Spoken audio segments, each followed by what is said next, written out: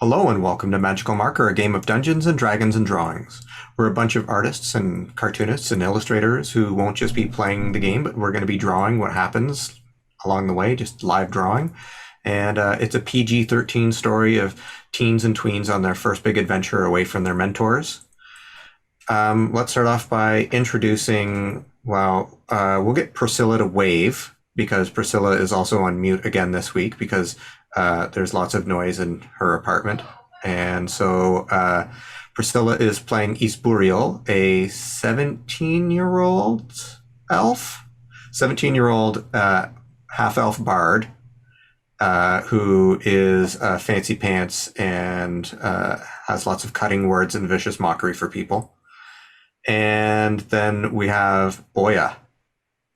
Hello, I'm Boya. I play a warlock bugbear. His name is Bug, and he's 12 years old. And he travels with his friend, Boxy, who is a box. But we found out some information about them last week. I was going to say, it makes sense that he's called Bug given his backstory now. Yeah. And well, then Matt, do you want to go next? Sure, yeah. Hi, my name's Matt. I play a 15-year-old Water Ganassi cleric named Swell, who worships, who worships the Tempest god Sunda. It's all about thunder and lightning and crazy weather and all that sort of stuff. And Caitlin. Hi, I'm Caitlin. I play Zip. She's a drow fighter and she's 16 years old. And I'm your Dungeon Master Brian, and I'm doing all the NPCs, which includes Zip's sister Mog, who is an orc fighter, and Sutran, the severed hand of a spellcaster from long ago, who has started to magic herself back a body by adding like little arms and a head on top. But it still is kind of like Thing from the Addams Family still. Last session, you were in the desert, where the spectral sunken ship helmed by Mog's mom tracked down her daughter, determined to destroy her, as she wanted her to be at rest with the rest of her family. Mog, in Zip's body, refused to fight her mom and tried to reason with her. You tried attacks, misdirecting, illusions, spells, and more before focusing more on calming and confusing the angry ghost and helping Mog's mom give up on her terrible purpose. This succeeded, and with a tearful goodbye, Mog's mom was put to rest, knowing that there were people out there who cared for her daughter and that her daughter had a new family to love her as much as she had. I'd like to do a bit of retconning for a split second here. I forgot to say that Mog's mom, when she disappeared, that the bracelet that Zip gave to the ghost fell to the ground and was able to recover it. So, with that taken care of, we'll get back to the rest of the recap. The heroes popped back into the Bugmobile and flew across the skies over the Gempire's mountains with Isburiel and Bug's body and vice versa, and Zip and Mog body swapped as well. During the rest, Bug reverted to Bug's body, although Isburiel was still in Bug's body. They both looked like they were in Bug's body, and it was a bit confusing. But they weren't sure why that happened. Mog and Zip switched back normally, and it seemed like the body swapping's idol that they had touched, that the magic only lasted for 24 hours. Knowing this, Bug became curious about his sentient box companion Boxy, who can't speak. He asked Boxy if they could switch bodies, and the box let Bug body swap them. This Bug box was pushed to reveal secrets about himself and Bug, and blew your minds as Bug and Boxy were both revealed to be oozes who are grown on the asteroid belt that surrounded Haelon. Oozes are masterful at math and science, the collecting and sharing of data, but art eludes them. Bug was created to interact with the kith of the planet and discover the purpose to art. With everyone a little shook, we pick up here today as the party continues on their way to find the lost hammer of Doomhilda that will hopefully set their missing masters free.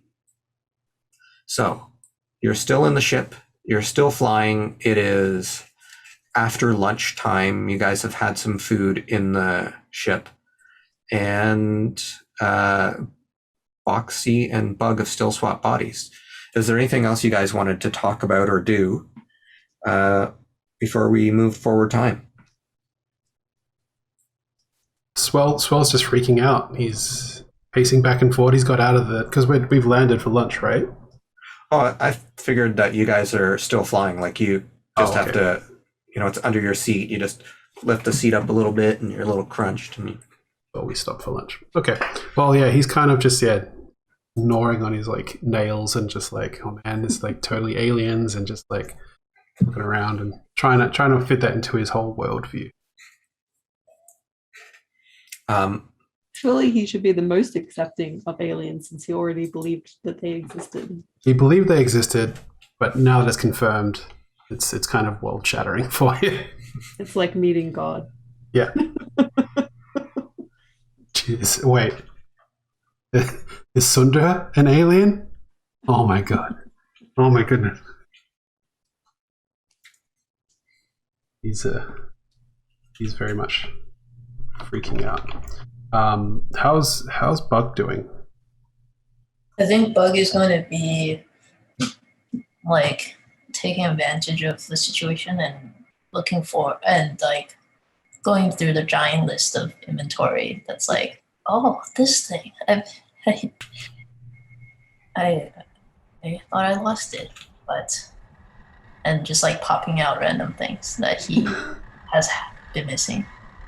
What are some of He's the not things? like very I guess he's not that shook. He's like accepted it relatively quickly compared to everyone else. It's It's just like, oh, I'm an alien? Sounds about right. Yeah. He's over it, basically. I think because he never had like family, like parents or anything, so it's just like not a big deal either way. Like his identity. How long have you two been on Haelon for then? Like, I think they had said that it had been since he was about 3 or 4. and how old are you now? How old is Bug? Bug is 12 years old. But I think he doesn't remember the experience. And have you always been this big, or did you grow into this size? Oh, he grew to that size. That's part of his programming, is to appear to be as much like a bugbear as possible. Huh.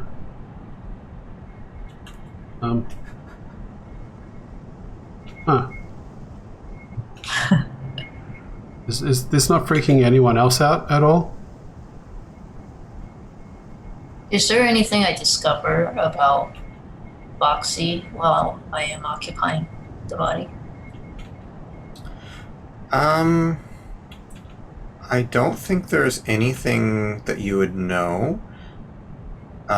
You get a better understanding of how he moves around and creates and dispels appendages. So you can make, little crawling legs underneath your body.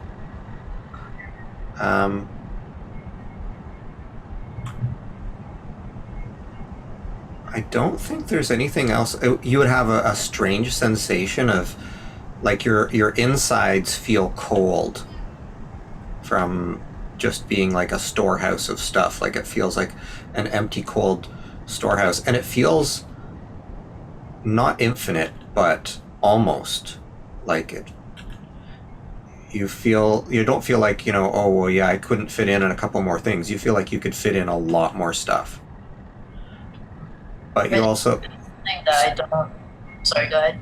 You do have like a hungering for gems.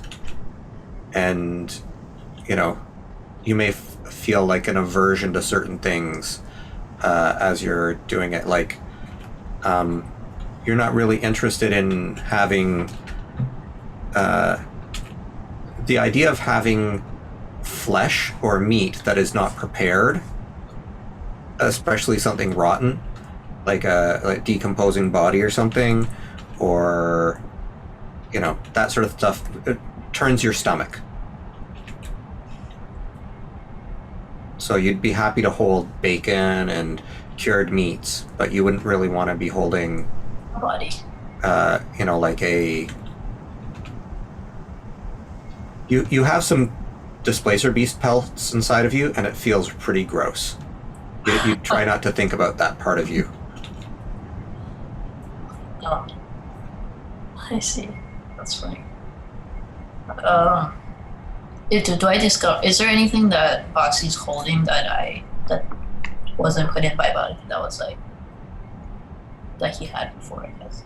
Well, we've been playing that you basically can take almost anything you want out of Boxy, like as long as it fits the story. So, like if you want there to be something interesting, feel free to say that you make that appear.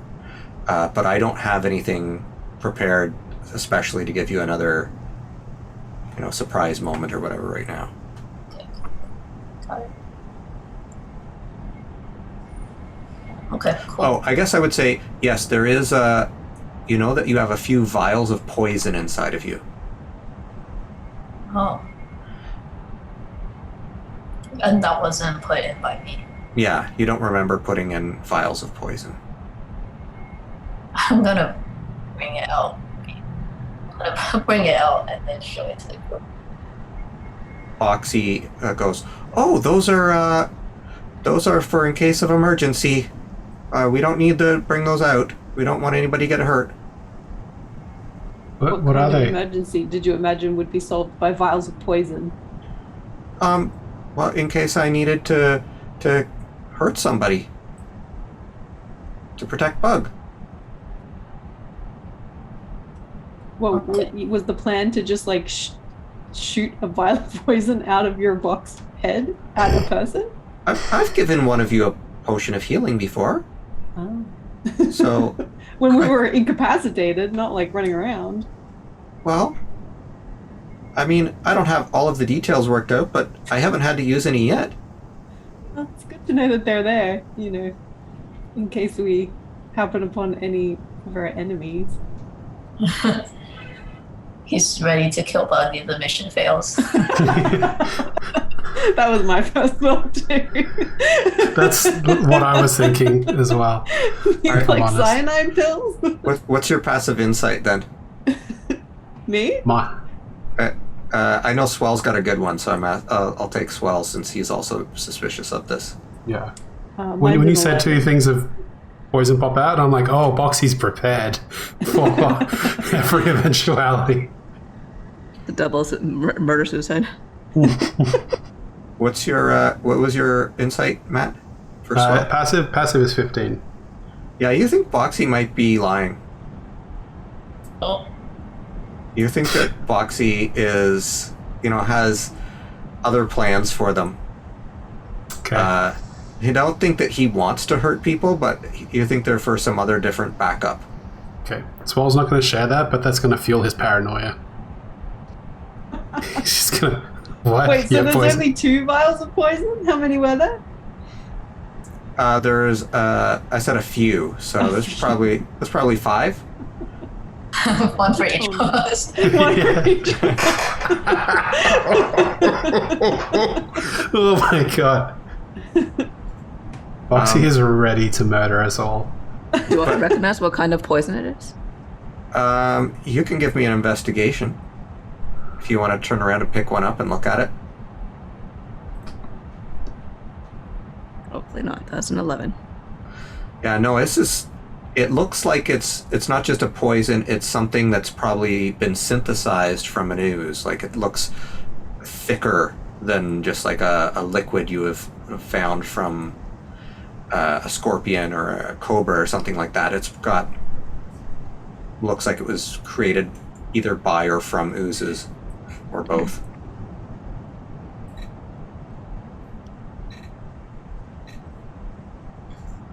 Well, I suppose if we ever meet with if they'll have dinner with our enemies, we have a convenient way of getting rid of them.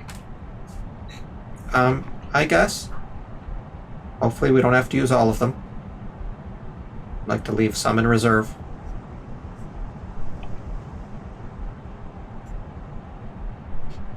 Okay.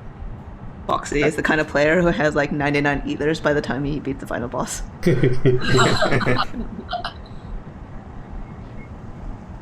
Okay, yeah, I'm good with the questions. Or, like, I guess I've explored a little bit. Okay. Will's gonna try and make some tea with his herb of calming. His hands are shaking as he's Yeah, he's just getting leaf teacup is everywhere. rattling. Yeah. Then I have a question for the group. So the next thing that you guys need to do is get to a chasm that's deep underground. And you are going to be traveling over top and then finding a way to go down inside. You don't have a specific place to do that you know of. But I want you to know, are you going to pick looking for just sort of a cave or natural place? Or are you looking for like some sort of civilization that's like, we want to go land near that city or village and enter the mountains through that way? I mean, I figured we'd be looking for like some kind of canyon or something like that looked like it went down deep. Or alternatively, like, I don't know, like underwater or something like that. You know that this place, there isn't a route from the surface. You have to go down pretty deep, even from like if you found a chasm or something like that. But it would definitely be. I mean, it's a civilization, right? It's a city that presumably trades with other cities, has outside contact with the world. There are those So. in the Gempire. There certainly are. There would be dwarven, and goblinoid civilizations. Mm-hmm. I mean, we're looking specifically for Dark Chasm? Yeah. So Yeah, Dark Chasm. that is a chasm that is deep underground. And so you could look for, if you found civilization, you might find a better way to get there. But if you want to like sort of avoid people right now and you just want to scoot through and explore on your own, that's totally cool. I just trying to figure out where you want to land next so I can help you guys get there. What's the general feeling of like going to civilization? Are we worried that they might try and detain us or throw us in, Yes, the Gempire are usually hostile to outside. Yeah, I No. guess that's The Gempire, for centuries, the goblinoids and the dwarves fought, and for the last several centuries, they've been at peace, and they get along quite well, and it's known as, like, a lot of people go here on vacation to sample the mead and the ale, and to, get some cool armor or jewelry or something and bring it back home. It's considered quite safe. Especially on this side. If you get closer to the other side of the mountains, you're getting into dragon side, where there are lots of dragons and fighting and wars and stuff, so you don't want to approach from that side. But otherwise... are we going to be going near Bug's hometown? Bug's hometown would be, you could head there. It would take you a few days out of your, probably be like another 4 to 5 days to reach Bug's home. Oh, that's like, could we access the deeps, the deep area? Like, I'm guessing it's kind of like the Underdark in terms of where we're going. It is. What you guys know about the Gempire is that there are sort of like points of light, like they describe that being sort of how they did Dungeons & Dragons 3rd edition. It's like, here is a civilization, and there is a connected network to another point of civilization, and all the other stuff in the mountain in between is kind of dangerous. Okay. So they'll patrol sort of that main pathway, but there are still caverns full of monsters and strange things that have not been mined and made safe. So you probably could get to one of these points of civilization and make it to other points of civilization as a fairly safe route to get deeper down, and there are some that are quite deep and closer to Deep Chasm. But whether you want to go to Bug's hometown, or whether you want to look for another one, or whatever, like it's all open. I'm not against going to like somewhere, but I don't know what to do about the Bugmobile. Like, we can't really hide it before going into a city, and I don't want to take it into a city because then someone might try and steal it while we're away. We could booby trap it. Is there a sort of arcane lock on it? Quick, does anyone have the manual? So there is a lock that you can do that will stop people from being able to enter it. That doesn't mean that somebody won't be able to magically find a way in or, harm it from the outside in some way. But you think it should be relatively tamper-proof, except for from high-level adversaries. Well, perhaps we can find civilization and then hide it in a cave or something a short distance away. Just even a day or two would be far enough so that most people would not find it and still not make our travels as long. Yeah, we can probably. Because I assume the entrance to the chasm is going to be far from the city, right? So we still need to ride it to go to the entrance. And I know that Bug is currently in Boxy's body, but this can be a conversation that happened the day before. So feel free to give your input. Yeah. Yeah. Can someone do like a history check to see if they would know where the entrance might be? You should do it. You're the one who knows the Gemfire. What do you want the entrance to? The deep chasm? The deep chasm, yeah. Yeah, you have sort of like a rough map, but how to get to there from where you are is sort of unsure. Like, you know that if you go into the mountains, there are certain landmarks you can make your way towards. It's just whether you want to enter through a populated area or whether you want to enter from more of a secret area. That's the question. There's multiple entrances.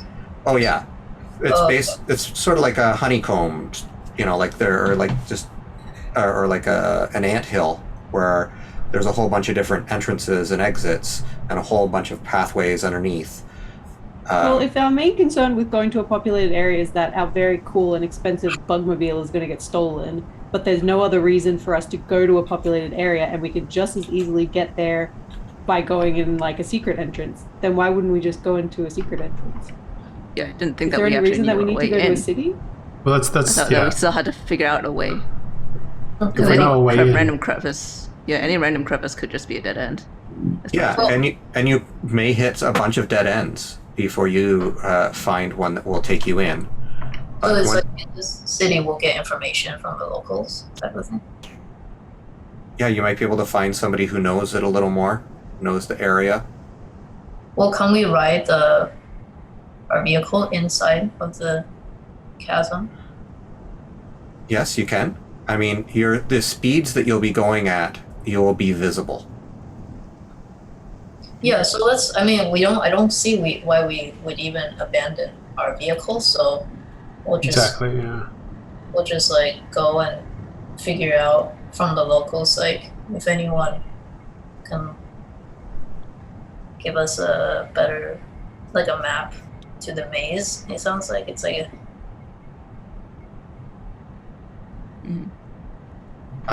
you know that, like, if you can get to one of the major points of civilization and follow the safe route, you can travel the fairly safe route between spots.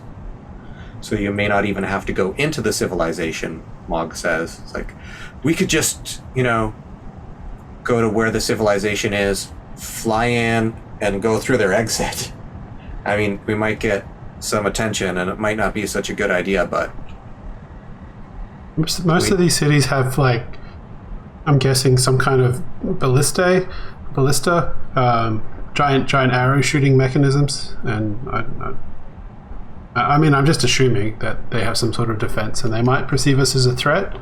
This giant bug swoops down, they might try to take us out. Okay, well, I don't know, then let's avoid it. Let's just go on the side. Even, it's like, I guess it's dangerous either way. It's like danger from the city or danger from Well, the question is, do we wish to waste time by wandering around lost in the wilderness, or leave tracks through society? I feel like it would take just as much time to like find somebody who's going to help us than it would to just look for it. Especially if we're worried about being shot down and not worried about our bugmobile getting stolen. Some of us are a little more charming than you, Zip. It's not as hard for us to find people who will help us. Sounds like you are making a case for going to the people. If you want to go to a place where there's people, I mean, maybe we should go to Bug's old town because he probably knows people there. It'll take us a few more days out of the way, but it might be worth it to try to go to Cloudkiss. Are they going to shoot us down, Bug? Are they going to steal our bugmobile? Are we going to come class of back and people- find up on bricks? What class of With all people his can we legs expect taken in off? their hometown? Bug would know that there's a chance, a decent chance that they would recognize this as Zunk's work. Especially in Cloudkiss, that like, oh, that's Wait, that this was Zonk's. wild artificers up to, their his tricks. I Yeah. thought this was, what's her name's? No, this was a gift from Zunk to Britta. Good. Yeah, maybe we can find more cool stuff in my master's workshop. Oh, do you think we might find some clues as to what has happened? Is it worth going there to look for more stuff to see if? Oh, That I is a don't know. thought. And if that Oriental man was seen, if Ritter saw him, he might have gone around Because Zonk's place as well. we did find some stuff at Arnie Britta's. We might find some stuff at Uncle Zunk's. And we might find the orange-haired dude too. He might have left us another surprise. Like I heard you guys talking about that centipede dude. Indeed. It seems all the more reason then to go investigate Master Zonk's workshop. The more we find from him, the more clues we get to what he was up to and what sorts of abilities he has at his command. Yeah, that sounds good to me.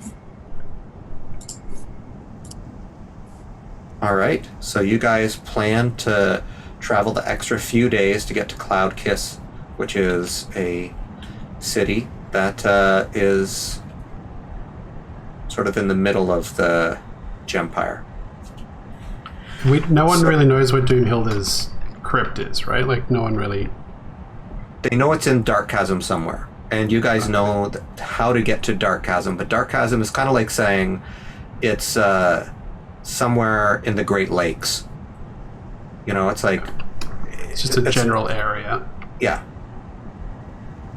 Okay. I just want to make sure that we didn't know exactly where to go, so we did need to maybe look into it a bit before just heading straight to...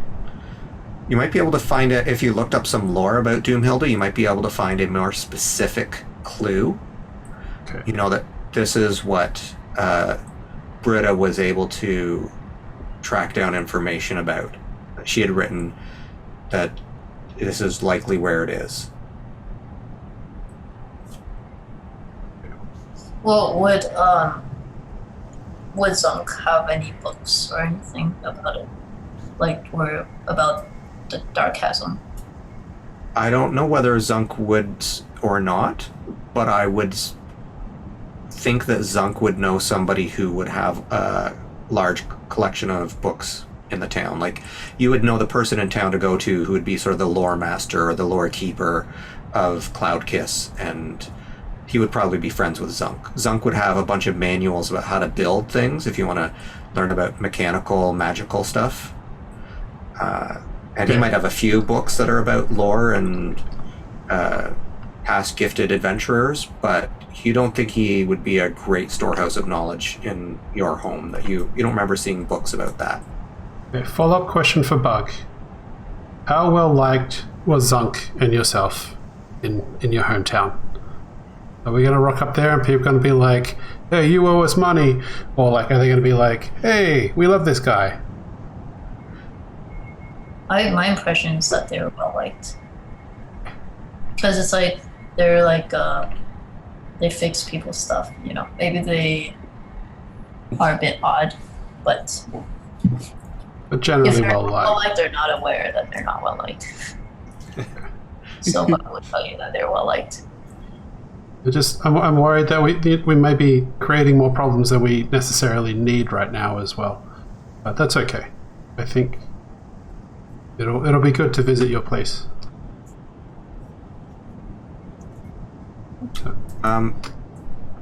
So, Bug, your body will switch back after 24 hours. You guys are stopping off. You're having food and stretching your legs, taking turns driving.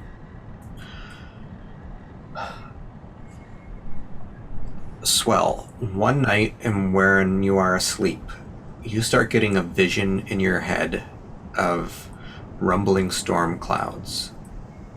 And you see a vision of coming through this mist, this pyramid, a dark pyramid. And there's like thunder and lightning. And there's a voice in your head that says, "Leave them alone. Do not What? go near the ziggurats." And you feel it is the voice of your god. And he's telling me not to go near them? Yeah. And Can I- you when Sorry, go on. go ahead. Can I say, why? Why wouldn't you want me to explore them? It could be dangerous for us all. I mean... Okay. I'm probably going to do it anyway, but we'll keep that in mind.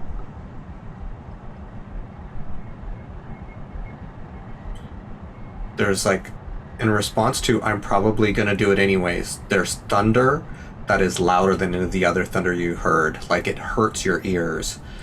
And then there's nothing in your vision. And you feel as if your god has left you. You do not feel the divine presence within yourself and the ability to tap into it. And he says, "Be careful about disobeying me." And you wake up. And you feel like you still have that connection, but for a few moments in your dream, you felt as if you were no longer able to do any sort of magic. And you would not feel Sunder's divine gifts anymore. Can I make like, I don't know, like an insight check or a religion check or something to see if, like, I'm pretty sure that was Sunder? Yeah, sure. Because I'm not sure if he would be like, you know, don't do this thing, don't do it. Like, it's more like, these are the tenets that you're supposed to follow instead of, I don't know. Well, which one do you want? Because if that's an insight, that's going to be like a dirty 20. Religion, that's a 16. Well, you tell me which one you want to do. I think a religion. How well do you know God? How well do I know my god? Like, This are you is- on, speaking terms? You know what? Roll a separate insight, because I want to give you both. I want to give you information from both of them. Okay, well that's a dirty 20. I got 2 15s. I'm Okay. not even joking. It's insane. So, your insight is, this really was your god. That Okay. this really felt like you were strongly connected to the same source that has given you peaceful visions before. You've never heard his voice. But you've felt his presence in moments when you're feeling particularly angry, and you felt the rage of the storm,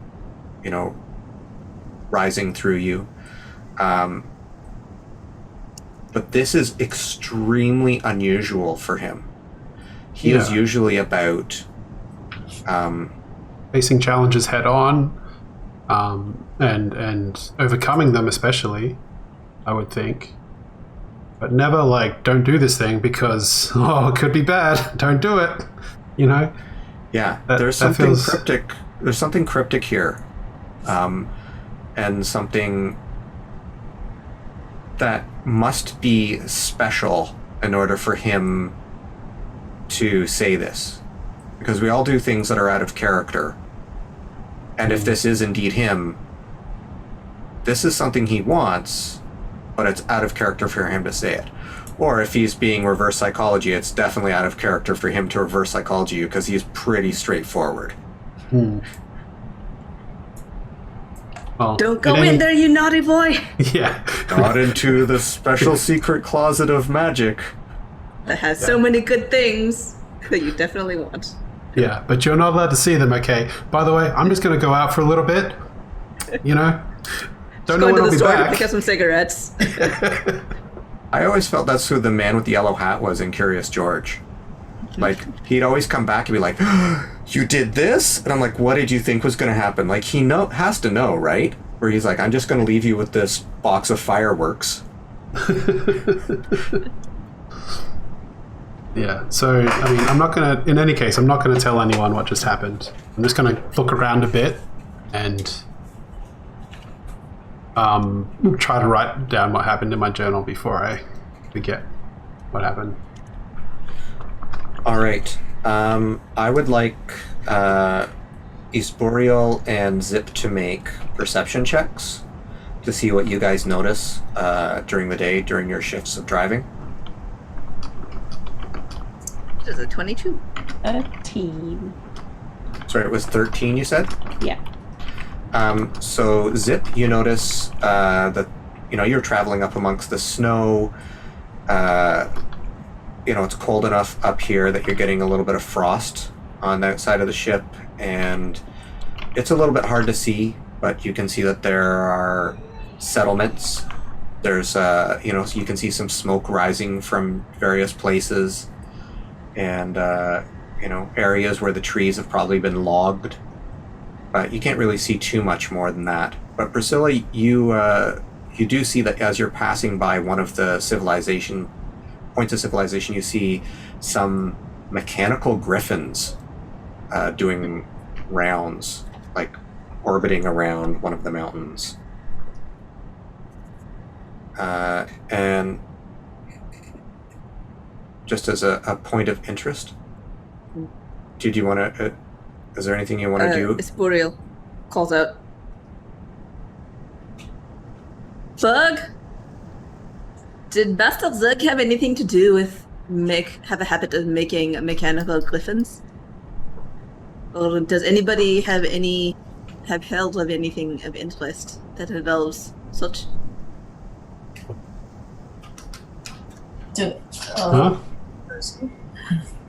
Anybody who wants to know about mechanical griffins can do a history check, I guess.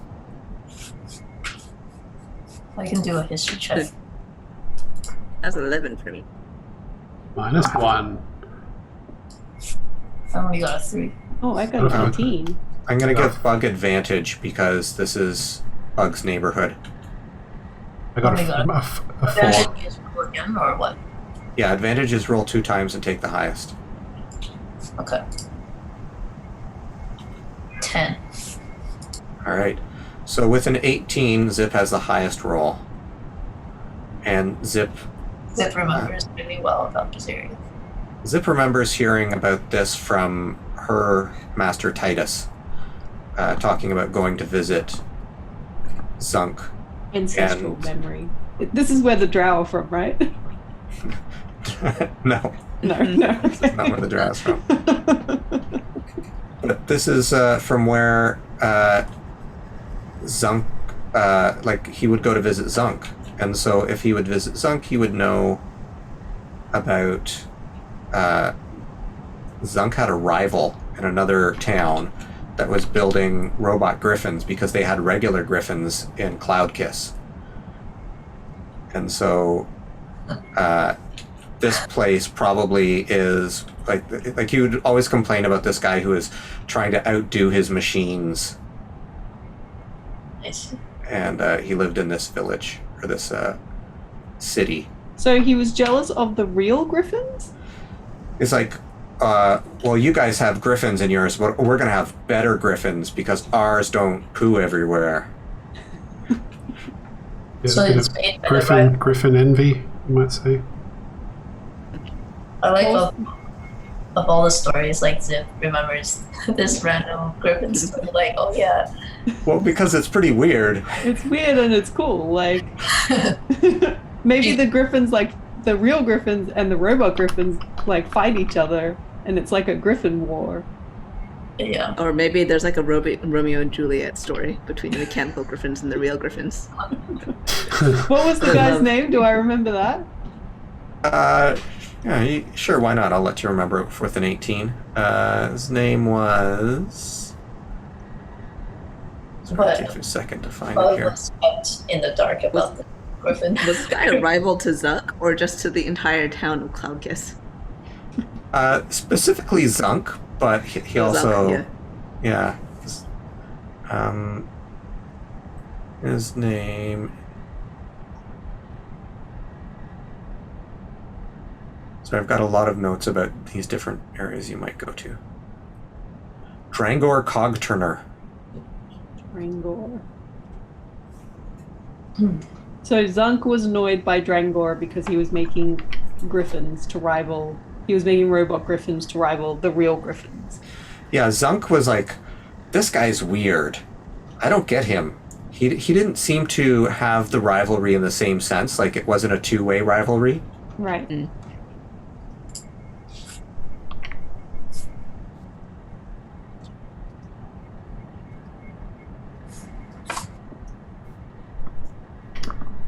I'm just thinking about Griffins and wondering whether it should have, like, a lion's tail and a bird's tail, just a bird's tail, just a lion's tail. Well, I think it has the hind legs of a lion, so it should probably just have a lion's tail. I've seen feathery lion's tails too Oh, wow. Third at option. the base. I like it.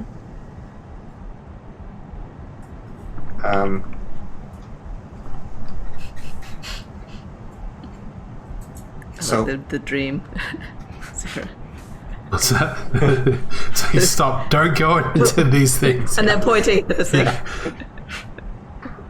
Are the Griffins? Do we know if they're friendly or they're just? I don't know. Like, what's You would the- know of them as being protectors of the town. Okay. What's the town say? You say, what is the town's name? Yeah. Sky Touch. That's the town I came from. You came from Cloudkiss. Oh, okay. We're passing by Sky Touch. Yeah. I'm just mentioning it as a point of interest, sort of like when you guys passed over the desert. I told you about some of the things you passed over, so you get a little sense of the bigger world. So there are flocks of robot Griffins that we can see flying around. More like a patrol, circling. Do they bother us? No. We're invisible. Oh, right. Yeah. We're invisible. Does anybody need to get out to pee? There's a rest stop over there. Otherwise, I'm continuing to go on. Well, we must be pretty close now if it was like the neighboring town. Oh. It's still an extra couple days. You've traveled for 2 days, and it's 2 more days travel. Yeah, That's not. it's not that neighboring. We're flying pretty quickly. How did this guy even know Zunk? I mean, Maybe I there think was maybe he was famous. a little bit obsessed with Zunk. Yeah. He had to He's hike just like he was- 10 days through the mountains just so that he could Yeah. tell Zunk that he like made a griffin. Yeah. he totally flew it over.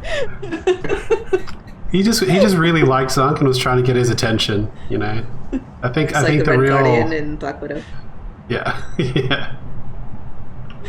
The unrequited love there is not between the mechanical griffins. And the Yeah, real no wonder griffins. Zunk thought he was weird. He's like, did you just come from that town 2 days away? to tell me that you beat me? Alright. Got some Shelbyville Griffins.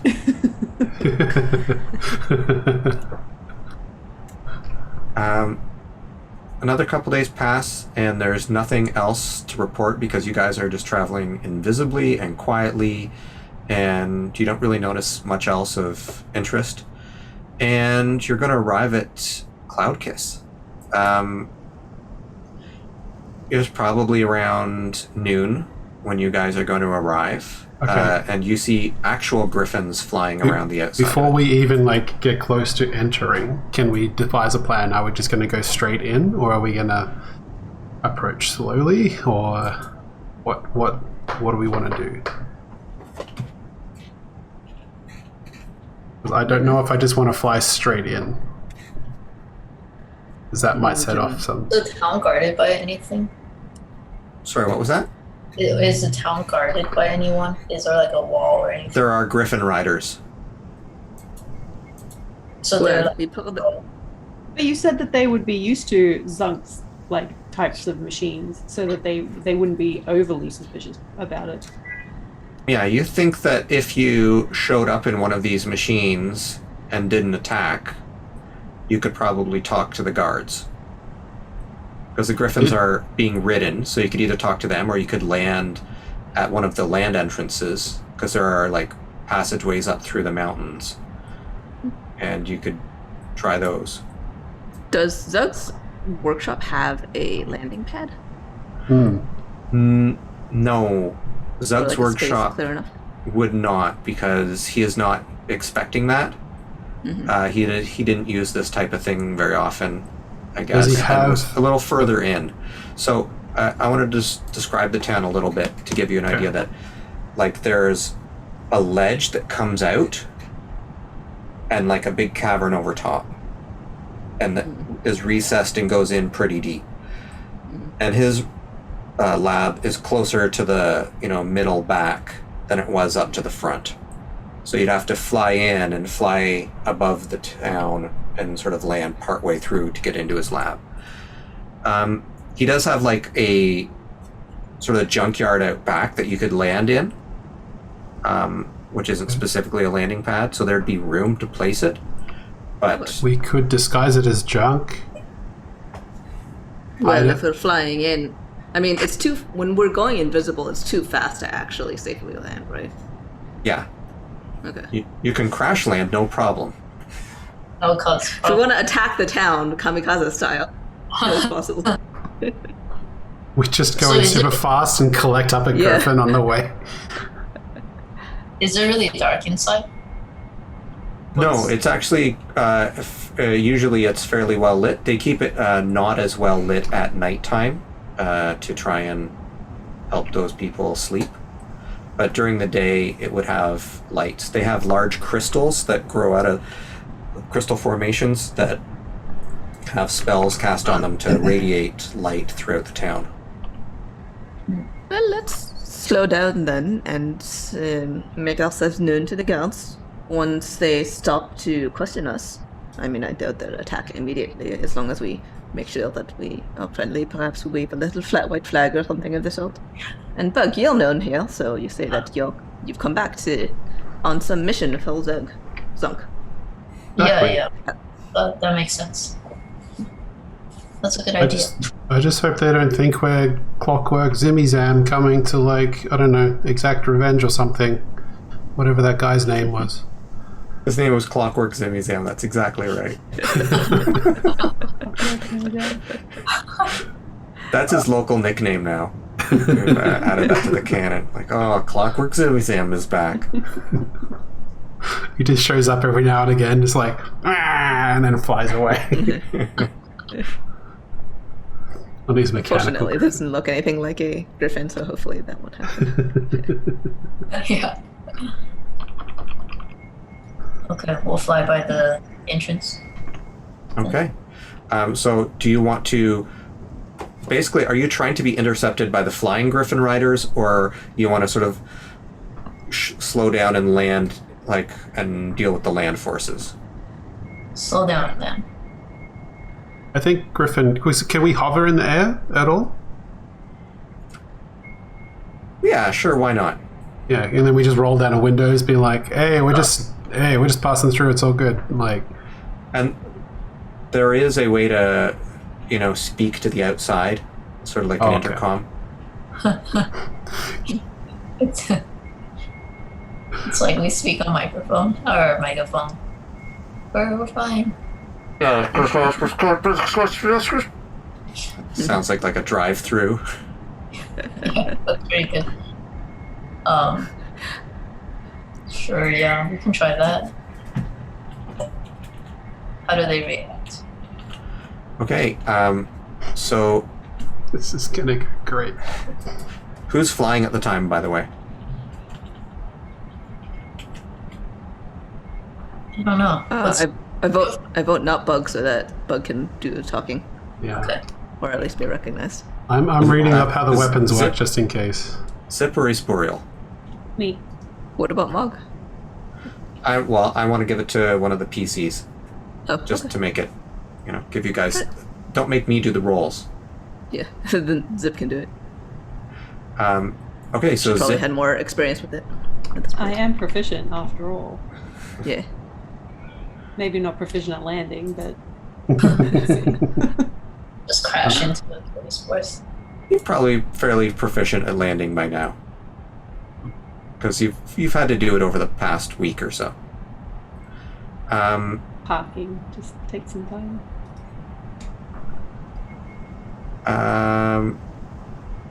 Yeah, so you're trying to stop sort of in the air and attract the attention of the Griffin Riders? Is that what you guys agreed with the plan was? Yeah. So the Griffin Rider you see is like a hobgoblin who's wearing a golden helmet with a fin on the top and lots of furs. And you stop and he's like, "Halt! Well, you've already halted. Who are you? What do you want? What's going on?" The window just rolls down very slowly. And there's Bug just sitting there with his arm up like... that isn't what happens. It's just being funny. Would I know this hobgoblin? You don't know this guy in particular, no. Okay. So I'm like, hello. We're just entering into the town. I'm Bug. I live here. What? You live here? I don't recognize you. Where do you live? Do you know Master Zunk? I live with. Oh, that explained. Okay, yeah. Okay. Sure. Don't cause any trouble. Go on in. Okay, we won't. We'll just. I'm gonna escort you in. Oh, okay. And he motions for a couple of riders to come over, and you get a flying escort into where Zunk would live. And Zip, just give me a real quick dexterity check with adding your proficiency bonus to see how you land it. I got a 7. Oh no. Okay. So on your way down, like it's going fairly well, and then like as you're sort of going down, you're like ping, bang, boom, like knock into the neighbors and sort of smash their places in a bit. And Whoop, sorry. My bad. and one of the Griffin Riders lands, and the other ones fly off. And you're in the back of Zunk's lab area. One comes in with us. One landed like on top of I'd say probably on the roof of one of the buildings. He's just making sure what's going on. He's observing. Okay. I guess we should go in and check if he's left his door open. Do you have the keys at all? Boxy Buck? makes the key appear. Oh, there. Thank you, Boxy. Do we land in the junkyard out the back? Yeah, Okay. that's the only real place you had that was probably the right size for the bugmobile to land. We'll wave to the guard. Thank you. You can go now. You're gonna have to pay for the damages to that. I'll send an adjuster by. All right. Just send the bill to Zunk.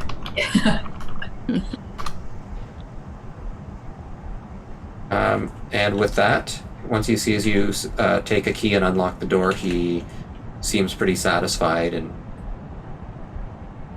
you guys after you go inside. You'll see him leave. Can you imagine if we had to pick the lock while he was there? Just Yeah. like, Oh, just forgot our What's just going keys. on here? yeah. We'll just be a sec. What would you say the inside of this place looks like, Bug? Since this is your master's lair, do you want to describe it, or do you want me to describe it? You're good at describing. Could you describe it? All right. What's the flavor next? This place is a stone building, and the workshop is got a whole bunch of boxes and cupboards and things, and they're all immaculately kept. That there's numbers on every single box and letters, so that you could say, like, oh, I need something from A7 or B32, and you could go over and locate them. There's a table that has 2 projects that are partly finished, one that looks like some sort of gauntlet and one that looks like some sort of hilt for a sword. And there's like, Boy has drawn Zunk with that eyepiece in. Like, there are those types of magnifying pieces around of varying sizes so that he could get various depths of view in. I don't know if there'd be a layer. I guess there'd be a layer of dust because it's probably been a couple of months since anybody's been in here. You don't notice signs of anybody having been in here and disturbing stuff. It looks as tidy and neat as Zunk would have left it.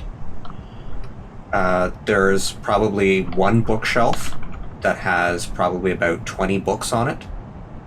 Most of the stuff in here is tools, equipment, metals, gems, all that sort of stuff that would be used for forging stuff. There is a little forge area that they can get some heat going, but it isn't enormous. Like, he's probably didn't use this to make the parts for the bug bot. He probably had those commissioned and then assembled it here. But people would have seen the Bugmobile before. Pardon? People would have seen the Bugmobile before. Some people might have, Yeah. but this was something he made for someone else and they kept it. Okay. So it's like, We don't know how long ago this was. Either. Yeah, it could have been Right. a while ago.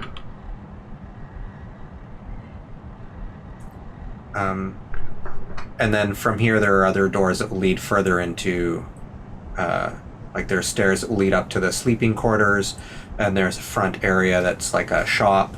There's a kitchen area where you guys can explore further if you'd like, but this is the room you're in now. I'm just gonna go. I'm gonna try and hide the Bugmobile so it doesn't look as conspicuous. It does. You find some tarpaulins to throw over top of it. And then make sure that arcane lock is switched on. Boop boop. And yeah. Did we Oh. enter in daytime or is it like nighttime? It's probably around lunch.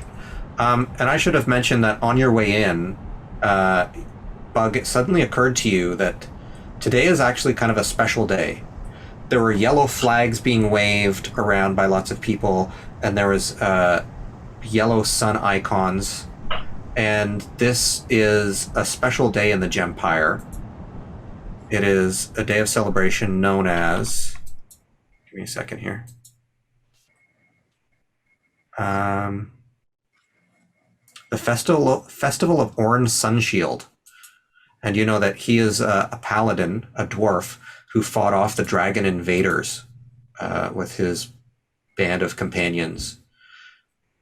But he was a gifted individual who turned back the invading dragons from Dragonside.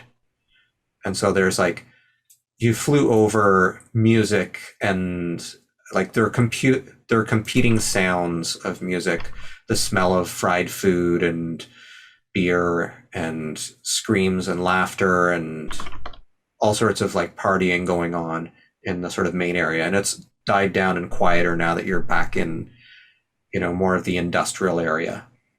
The areas next to you are more like forges and places of work. Makes sense that we were escorted then. Perhaps. But who is the person they're celebrating? Orm Sunshield, who is a paladin who fought back the dragon invaders. That person's long dead now, but hundreds of years ago. And so there's a big party every year, and it's super fun. Ooh. Oh well, we're in time for that one party, the Orm Sunshield celebratory party. What is it called? They called Sunshield. Sunshield Day. It's super fun, guys. Central Day?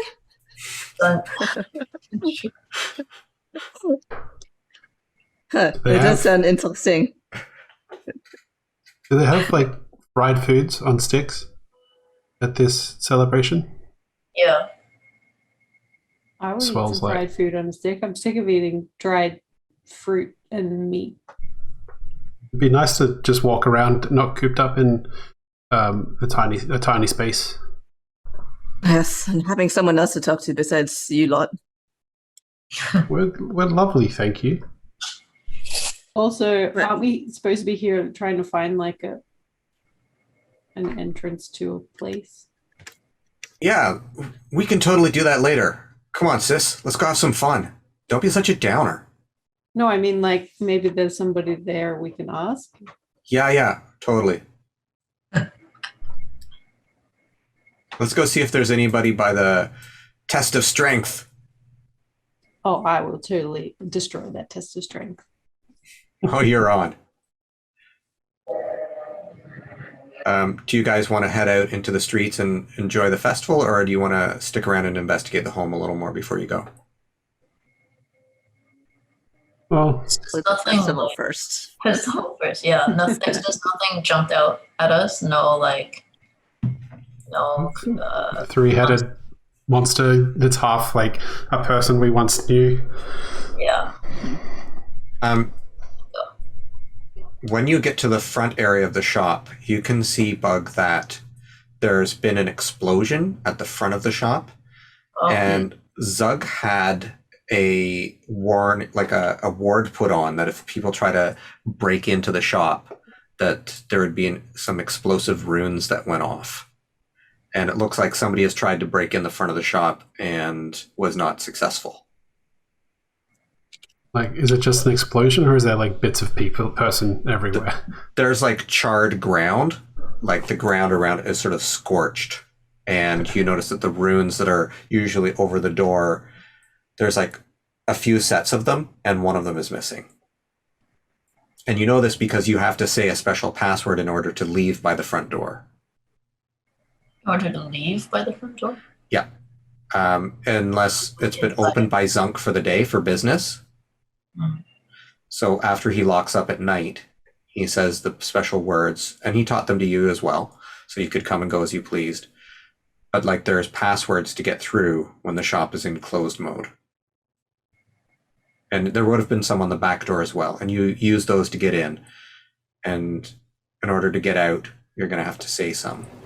But somebody tried to break in the front. I think having seen that actually, Squirrel would be like, as much as I would love to get some other conversation and hear some laughter,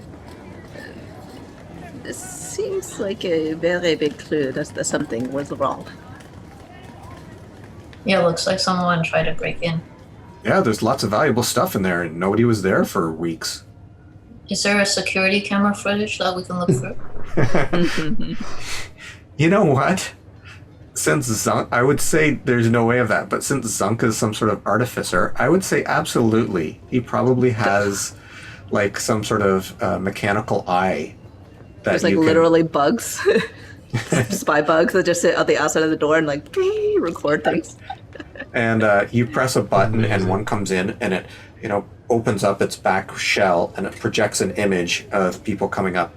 And there look like some 4 or 5 individuals wearing masks with crowbars, and they come to the door and they start trying to pry it open, and then you see them explode and get blown back, and then they all sort of hobble away. There's one that didn't get particularly injured and is sort of helping the other ones, and like sort of dragging and helping these 5 looks like probably 2 goblins and 3 bugbears who are trying to rob the place. Do I recognize them? Give me a perception check. Is there anything about them? Does it look like... What kind of idea can I get about their, I guess, social status? Do they look like a mercenary company or a street gang? Give me an insight check. 21. I rolled a 20. A 20. So, even though they were wearing disguises, you're like, oh, I know those guys. Those guys are no good. They're a bunch of, like, criminals that, you know, steal stuff from some of the other neighborhood people. They're like, they belong to a gang, and I try to avoid them as much as possible. I had a 19, so I guess I get the impression that they're a street gang. You get the impression that, yeah, that they're not particularly bright and not particularly good at what they do, but they're quite strong and tough. Mm-hmm. And they sort of carried themselves. You were like, oh, these are street thugs, not well-trained mercenaries. Mm-hmm. Mm-hmm. Bug, do you know if this security was meant to go off multiple times, or if it would only go off once, and then if someone tried again, they would be able to do it? It could go off a total of 3 times, and it's gone off once. Mm-hmm. And each time it does something different.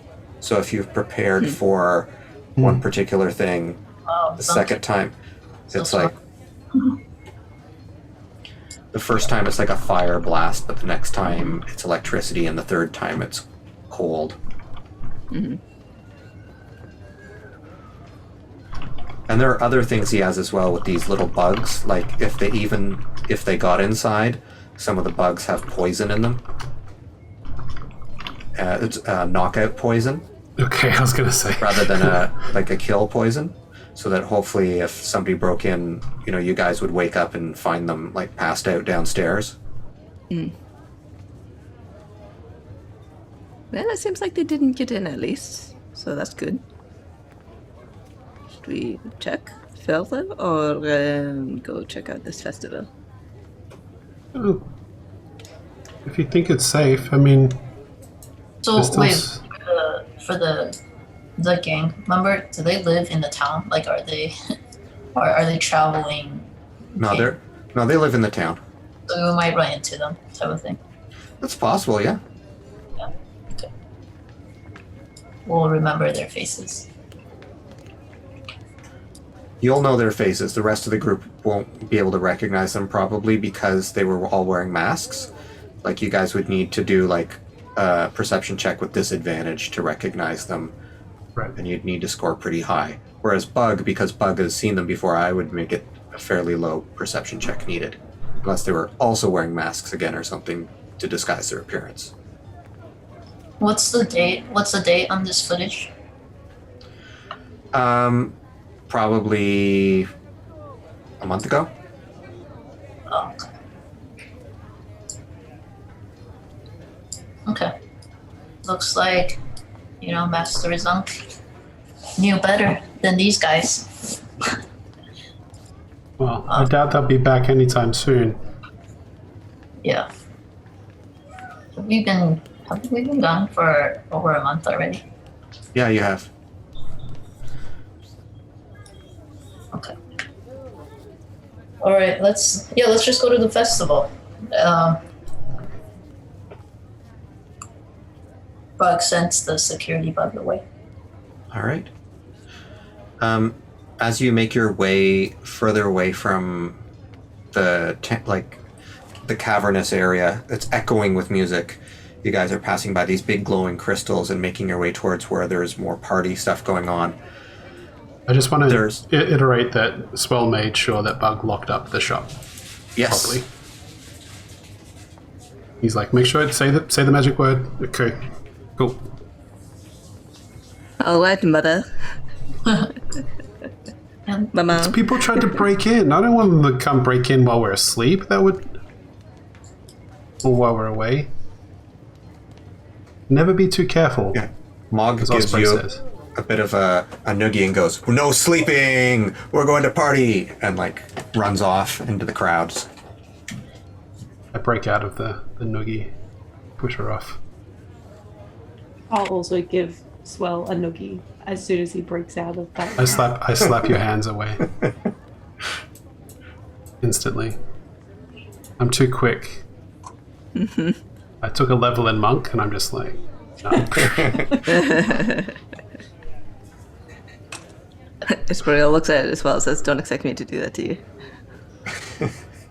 Well, I'm happy that you didn't. You and Bug are the only ones that didn't. Oh, And that I completely forgot about this. Sutran wants to stay behind. Oh, okay. There's not really much for a hand to do. Although she could play skee ball, but she'd be really good at it. She says, "I've been making some progress. I want to see what I can do with Sunk's equipment." Okay. That's fine. Just I guess you can't leave because then you get injured by the trap, but we'll meet you back. She listens to the words you say to open and close the doors. And she's a spellcaster, so she might be able to reiterate it. Wait, do we fully trust her? I feel like Yeah, that's kind of what I was like. I Should we? think I did it secretly so that she doesn't. Okay, then make a performance or deception check or something, or a stealth check, whatever you'd like to make to try and do it quietly. I'm gonna do a deception, so I got what is 16. 16, alright. You think She you've got done it? She got the wrong like password or whatever. Possible. Okay, yeah, then we'll be like this. Alright, we'll see you back here then. Let's we're go. locking you in. Just be careful. I'll show you guys where the free food samples are. And then off we go.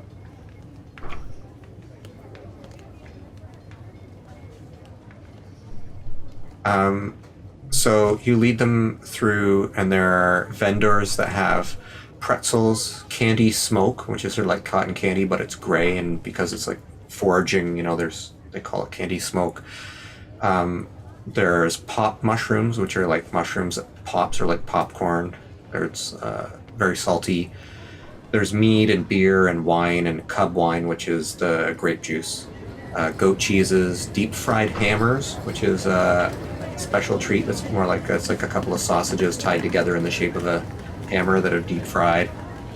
Fruity skulls, 1,000-year anvils, and crisp shields. Crisp shields are kind of like potato chips. They're like yellow and circular, sort of like Orm Sunshield shield. 1,000-year anvils are like gobstoppers. Feeling like a red wall book. Excellent.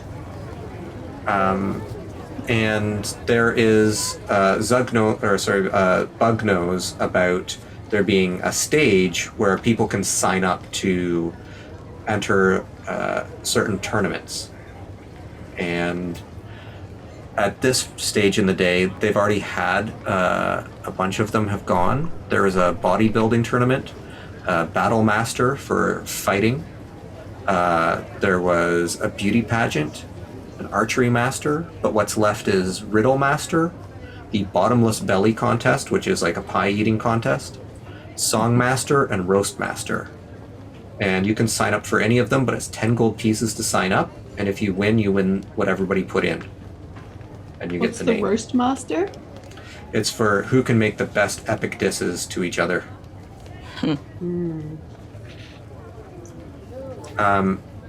But aside from that, there are also all sorts of arcade games where you can like take the hammer and try and smash the strength test and win like a doll, and there's like tests where you throw things and try to knock them over, and jump up high or limbo down low.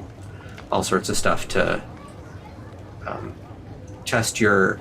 pay somebody to test your ability, and you can win like stuffies or foods, depending on which one you go to. What was the song thing?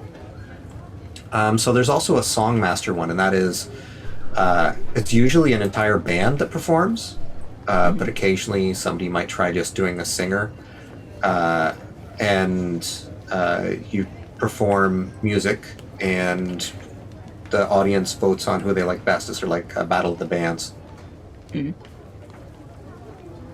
Are there so the prizes are the pot that everyone of the contestants. Okay. And so, based on the number of contestants, you're probably looking at 150 gold for a win. Ooh. I will enter the eating contest. Okay. I was definitely gonna enter the I will first also one. enter the eating contest. Okay. Bug's entering the eating contest. It's not going to be slime, you know that, right? It's going to be like real food. Yeah, I like real food. All right. I enter this every year. And do you ever win? Yeah, I almost always win. What? Hmm. Really? Careful. It's- All right, you're on. So that area is run by Hoppy the Fop. I actually have drawn a picture of Hoppy ahead of time. I'm going to drop the picture in here. I think he's also and going to. Oh, sorry, go on. Hoppy is a dwarf who is like a jester who is the host. She's always spinning these rings around. And when you sign up, she's like, Bug, you're back. I didn't think you were going to be able to defend your title as Bottomless Belly. Looking forward to seeing how you do this year. Competition's looking pretty stiff. Yeah, I can't miss the eating contest competition. Came all the way back just for this. Oh, where have you been? Oh, you know, traveling, saving the world.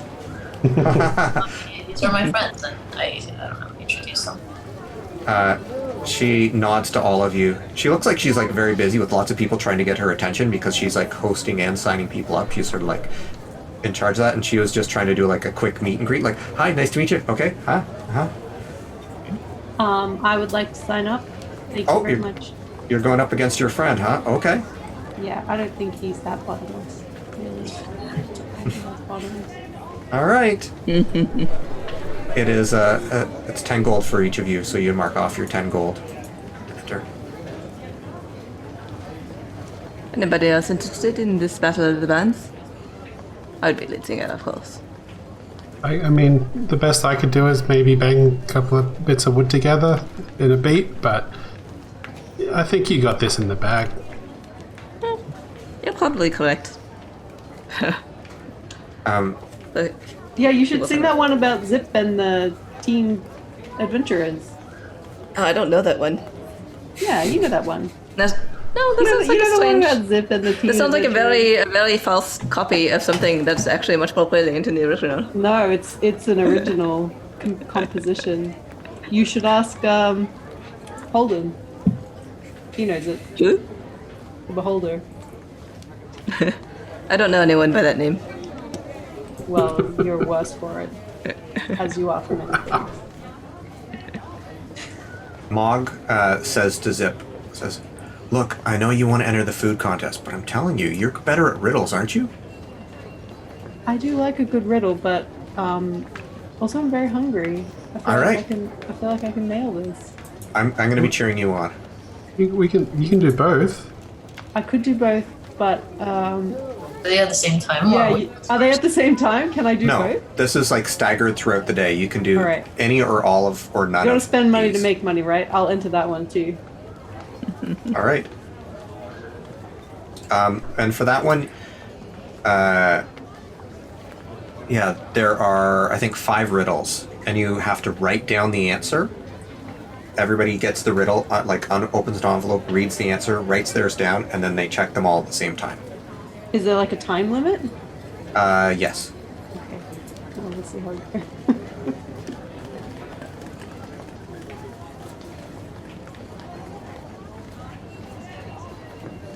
I just wish that beauty contest had still been on. I really feel like I could have nailed that one too. We could have been millionaires. Yeah.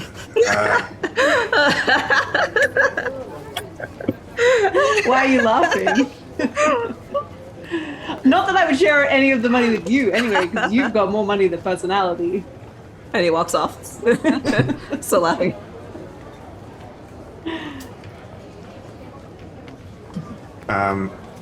So is this Burial signing up for the Songmaster? And the Rosemaster. And Roastmaster, okay. And Mog is Mog is disappointed that she can't be the Battle Master or Bodybuilder, that they're both done, but she is content to cheer you on and wants to go do some of the strength tester stuff before you guys actually have to go up on stage. But the next one will be the Riddle Master contest. Yeah, I'm interested in the strength tester. I think that'll be fun. All right, so there's one of those ones where the hammer and you smash it down. Anybody who wants to do it, it's only a couple copper pieces for a try, so I'm not even going to... Like, you can put down, 1 gold piece and just say that you spend it on food and entering contests for the day. So you don't have to do a lot of math. Okay. And I won't ask you guys to pay more than that. Swell's grabbing like the fried food.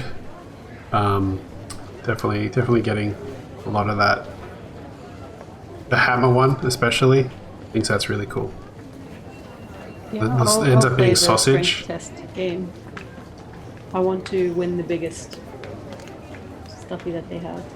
All right, so I need a strength test, strength check from everyone who is entering the strength contest. Is it just straight strength? For the strength tester, yes. I got a 16. What is the prize for that one? You win a stuffy. Or, you guys have your choice. You can either enter one to win a stuffy, or you can enter one to win food. And the higher it goes up, like the higher you make your strength check, the bigger the prize will be. The bigger the stuffy. So with a 16, you hit the thing and the bell, it goes up and it doesn't quite reach the bell at the top, but it goes up pretty high and you win like about this big. You win like a little stuffed knight. It's because I'm so hungry. I'm holding out for the eating contest. I'm like denying myself all the delicious fried food. Mog is like trying to help you out by like pushing people where like, don't eat that around her. Don't let her smell that. Come on. I got a 14. A 14. So yours ding, goes up and it doesn't go up as high. And then you also get like a little stuffy. This time it's just a little bear, owl bear. That's cool. And Mog, goes and gives a big slam down, and she only goes up as high as Zip gets. She gets, actually no, sorry, I didn't add her strength bonus to it. With her strength bonus, yeah, it goes all the way up and gets pretty close to the top, and she's like, oh. Do it again. And she uses her once-a-day power of, like, becoming a giant. And it's like, all right, boom! Worth it. And totally misses. Oh, In her giant form, unable. Like, I rolled a 1 and a 2. I gave her advantage. oh wow. And she's just like, oh, I'm not used to handling something this small. Oh. Well, you tried. You're the misses. I'm a giant. She's like, no, I'm doing it again. Guess what I rolled the second time? A 20? No, I What? rolled 2 numbers, so you gotta get 2 numbers. It's a 3 and a 4. Oh my god. Well, if she keeps trying, she'll work her way up eventually. She's like, oh, forget this. I'm gonna go get some more of this goat cheese. I want to try one more time. Sure, go for it. Ugh, I only got a 12. I was disheartened by Mog's display. It goes up pretty high, but, it's not enough to even win you a prize with 12.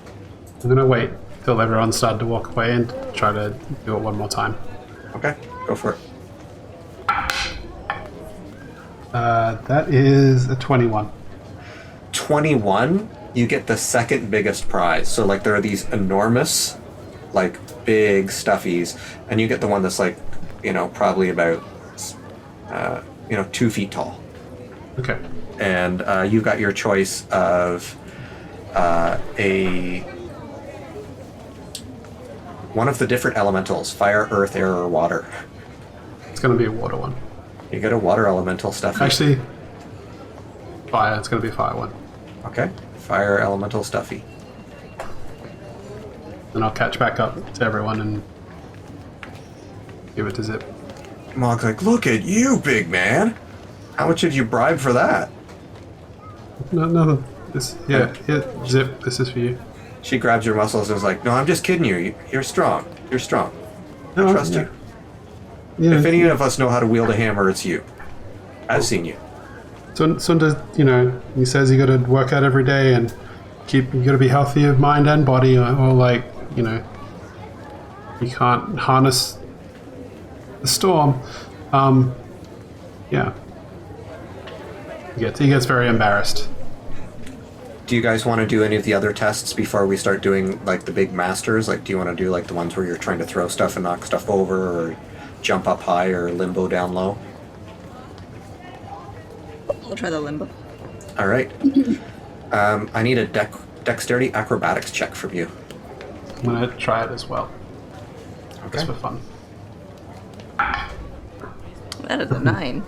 9. It got a is natural one.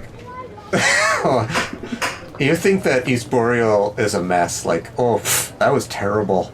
You're very being, stuck in that vehicle for too long. You're not particularly flexible and stretching enough. And then Swell, you just go to do it and just fall immediately. I hit the attendant in the head or something. You got stuck. I'm like, oh, I'm so sorry. Oh, that was not intentional, I promise.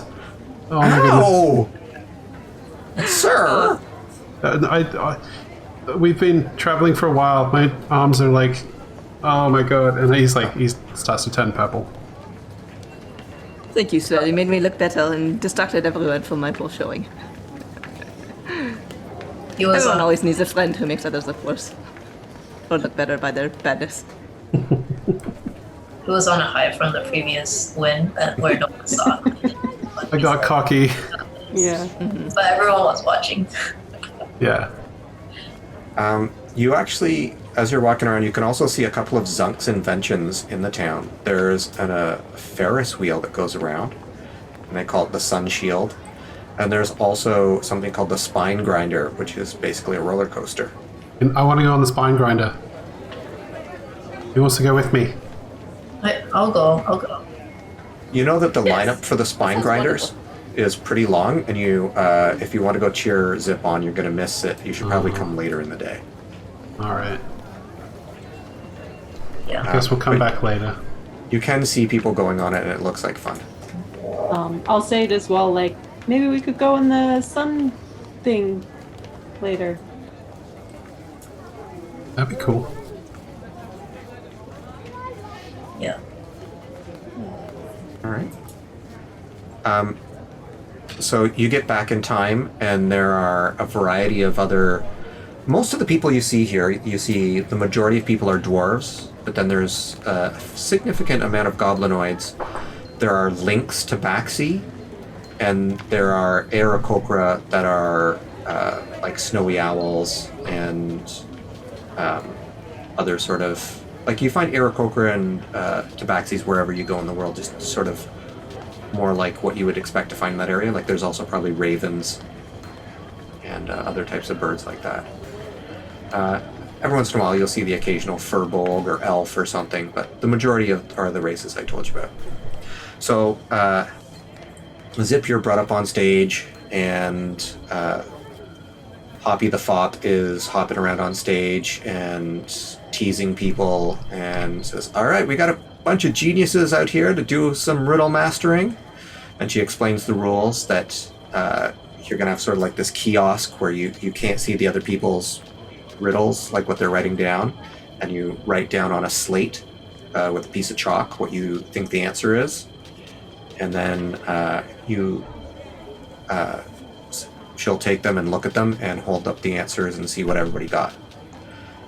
And you're up against, let's see how many people decided to enter this year. Why don't you roll? Roll me 3d6.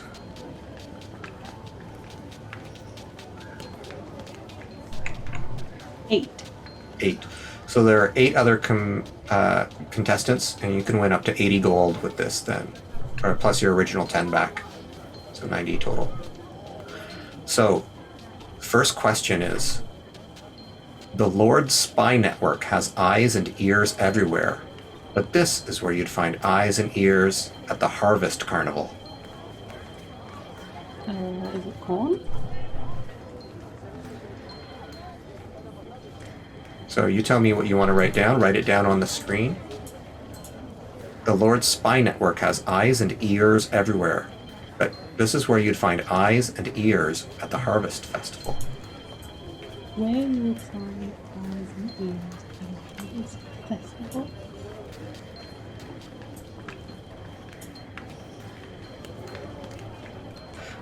Poppy starts hopping around on stage and singing a song going, dun dun dun, dun dun dun, running out of time, you're a running out of time, running out of time, running out of time, better hurry up cause you're running out of time.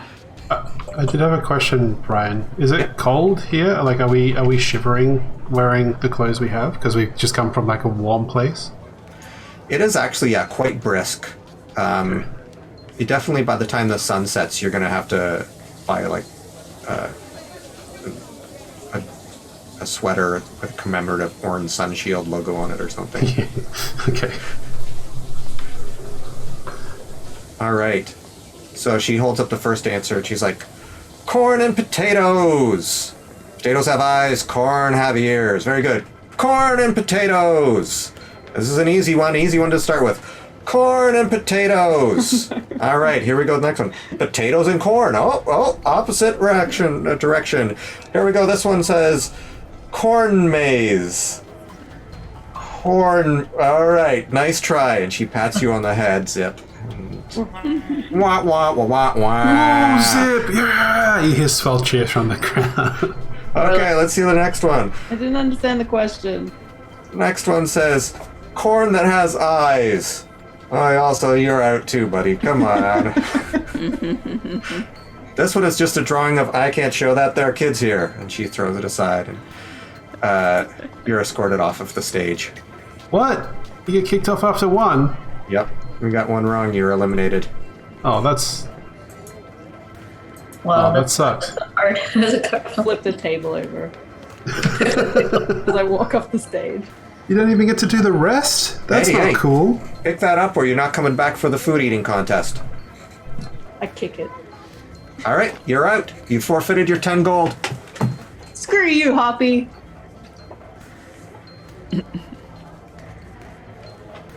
And then Hoppy has a put down for you that Hoppy is, because Hoppy is a professional funny person and they make fun of you and everybody laughs.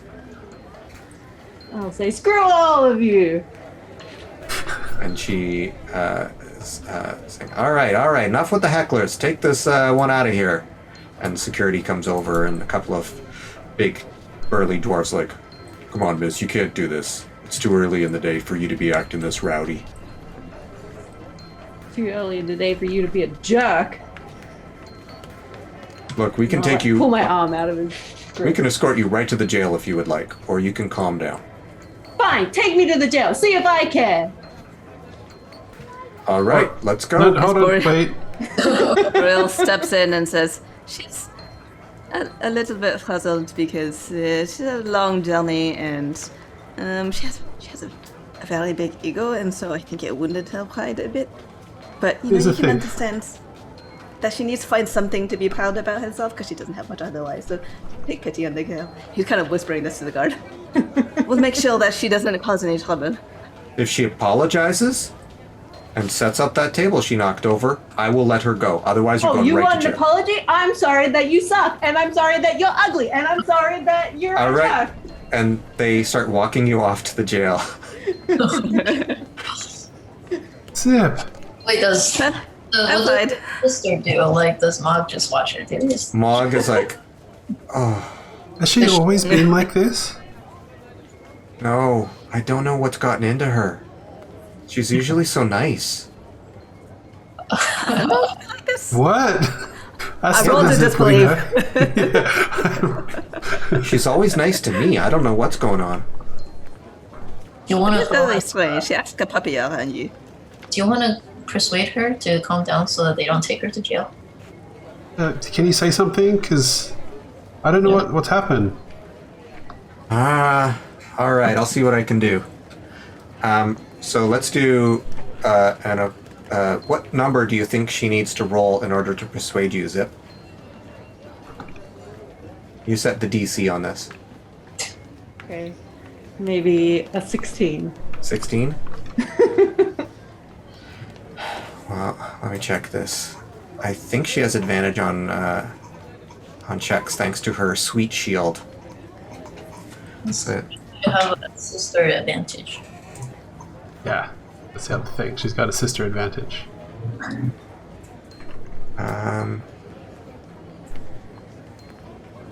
Should we give her an inspiration? she only gets a 9 as her best roll. She's trying to talk you down. It's like, come on, sis. I want to go on the rides. Who's gonna go on the rides with me? These dorks? I mean, they're actually really nice. But come on. Oh, the ride's by yourself. I don't care. Fine, we'll see you tomorrow. Enjoy I the can't drunk believe- tank, sobery.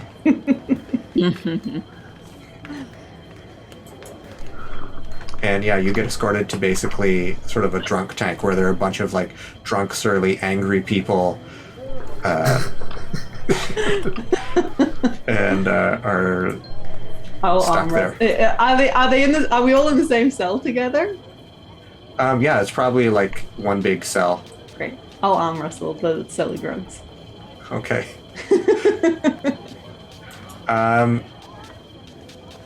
Back to the rest of the group. How do you want to proceed now with that bit of a downer? What just happened? You're just being yourself. I think she's been too nice, and so it all came boiling out. That was so weird. Was I can't believe they kicked her out after getting one wrong. Like, what sort of rule is that? It's a It's hard. called a competition. Swell's on my side. You should get like, it should be the total amount that you get right, not just like you get one wrong and you're out. Like that's Why? Yeah, I guess that's let's how go they- break her out of prison. Who's with me? I don't think she wants to come. She wants to go to prison. I think she needs to settle down. We'll get her later. Yeah. Jailbreak. Don't let her ruin our time. Can I lead the drunks in a stirring revolution jailbreak? We can deal with that after a bit, but let me get to the other characters, and then we'll see how you do after spending some time there. Because we're up to what'll happen next is the Bottomless Belly contest. Well, can I? I'll ask the clown lady if I can take Zip's spot. I'll set up the. I'll fix the table up. I'll be like, I'm so sorry. She's not normally like that. It was really weird. It's because she hadn't eaten. She was saving it up for the contest, and then Got hangry. got hangry. Maybe we can do a persuasion check. Yeah, give me a persuasion check. Boy, you're really learning the game. You know how to make all the checks. I'm impressed. It's been a year, and you've got it under control now. It's only a 5. Sorry. I'm not gonna... if you want to enter, you can enter, but not under her name. Well, it wouldn't be. It'd be under my name. Just using her money. Now, if you come back and dressed up as her, maybe I'll let you do it. You gotta She got taken to the drunk tank. I can't. You know, put on a white wig and get yourself a costume, and I'll let you enter. You do it in costume, you can take her spot. Otherwise, Oh, is there a costume shop close by? if they're selling all sorts of weird things around as far as clothes and stuff. If you wanted to make an investigation check to see if you could cobble together a Zip costume, I'd let you do that. I'll do this. All right. That is an 11, however. An 11. Yeah, you find like a mop that could be used for Zip's hair. It would be quite unflattering, but it could be done. And Zip's already got Swell already has Zip's blue skin tone, but you don't have much as far as the rest of the clothes go. I'm green. Oh, you're green? Yeah. Isboreal holds up the mop head and just like, ugh. And then just casts Silent Image instead. He'll just make it, and he says, alright, now I don't have it keyed perfectly to your body, so you need to move a little bit slowly, but I will do my best to keep it over your own body. Oh wait, you cast it on me? Yeah. Oh, okay. Sweet. I'm not eating. He doesn't want to eat. Participate in the eating contest. Are you making Swell look like Zip, or are you making Swell look like Swell dressed up like Zip? Swell dressed up like Zip, because Zip would just, if it was Zip, then she would just get hauled off to All right. prison again, I assume. Hoppy sees you come back and is like, oh, okay, that's pretty good. That's pretty good. Fine, Promised. fine. Yep. All right. And Hoppy introduces all of the contestants and is like, and over here we've got returning champion Bug! And there are people going, woo! Bug! And there's like, and a new up-and-comer, Barrel Belly! And there's like a dwarf who's got like a big-sized belly, and he's like, and the crowd's going, yeah! And like, and the crazy, or the wild drunk lady that got let off earlier is back in disguise. Here we have Zip! And he'll do like a, hey. And everybody's laughing, and they are wondering if the thing earlier was some sort of joke or whatever. She's like, it makes for a good show, so I'm into it. Okay. And it is time for you to do a Constitution saving throw, unless you have some other thing you want to do that's going to, if you have some other way you want to surprise me with how you're going to handle eating a bunch of pies. Wait, just 3 people? So No, there are a bunch of other people. This one, These are the ones we have to worry about. because you didn't even show up till today, a bunch more people entered. So why don't you each roll 3d6? Oh, nice. And we'll see that's how many people showed up. Both of us? Yeah. And we'll add them together. Uh-oh. Because with Bug not around, because nobody's seen Bug for like months, they're like, oh, this is going to be my year. And they're really disappointed that Bug showed up. I rolled an 11 total. All right. 10. So there's, in addition to you guys, there are 21 other people. So if you win, it'll be 230 gold. Oh, okay. I'm into that. So, like I said, it'll be a Constitution check. If you have any other way you want to handle it, like if you're like, oh, I'm going to cast this spell, or I want to use this skill instead, you let me know. But How did I win in the past? I'm just kidding. What flavor is the pie? well, the way you won in the past was absorbing it into your body because you're an ooze. Okay. So, You don't actually need to make the checks, Bug. oh, okay. You can eat as much as you want, basically. So But I want to see how far Swell gets. it's rigged. I want This is to. what- I'm trying to think of a way to roll survival instead of Constitution. What's Your the, determination. yeah, I'm Bargaining like, with God. yeah, bargaining with. Survival. Survival is like It's more like how to find scavenge food and stuff, I know. That's why I was like... I'll tell you what. I'll let you add your survival bonus, but you still got to make a constitution check. So what would be my con plus survival, or what do you mean? It's a con check and you can add your survival bonus. So instead of a +1, it would be a +4. Because my survival's +3. Is that what you mean? If you're... Whatever your... Because survival's normally wisdom, right? Yeah. So you don't add your wisdom bonus, but you add your proficiency modifier. So like if you've put ranks in... Oh, I haven't. If you're proficient in it... I'm not. Okay. Never mind that. Constitution it is. Alright.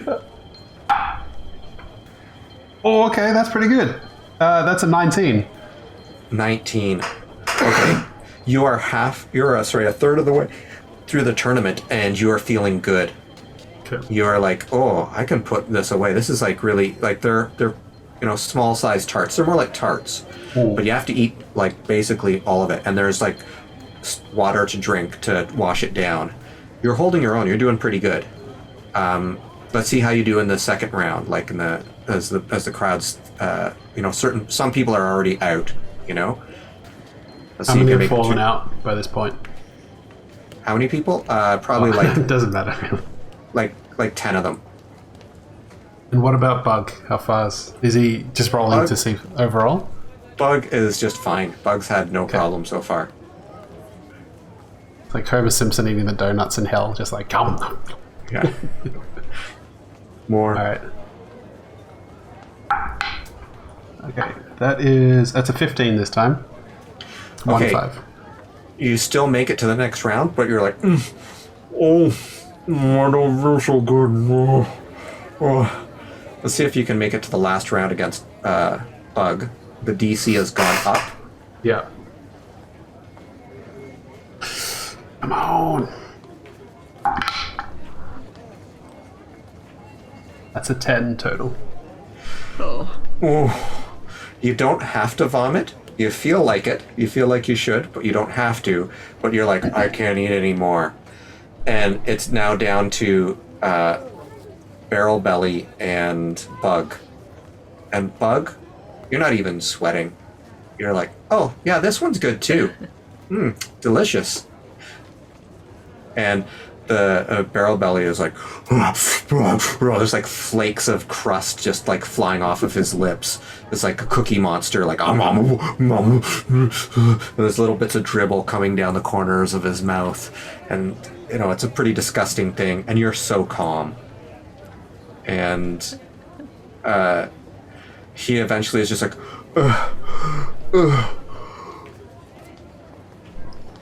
and I'm going to make a constitution saving throw to see whether he can keep it in. And he staggers off the stage. And he, starts throwing up into buckets behind the stage that they've prepared for people. The barrels. And Poppy comes over and is like, Bug! Woo! And it pulls out a sash and throws it around you. You know this sash. It says, biggest belly. And the crowd is just going nuts. And she's like, I don't know how you do it, but you're good at it. Can I do that thing where I throw you in the air? Yeah, go ahead. So she takes you and throws you in there, and you're sort of bouncing on her hands like this, and she's doing one hand, the other hand, like that, and sort of doing like an acrobatic number.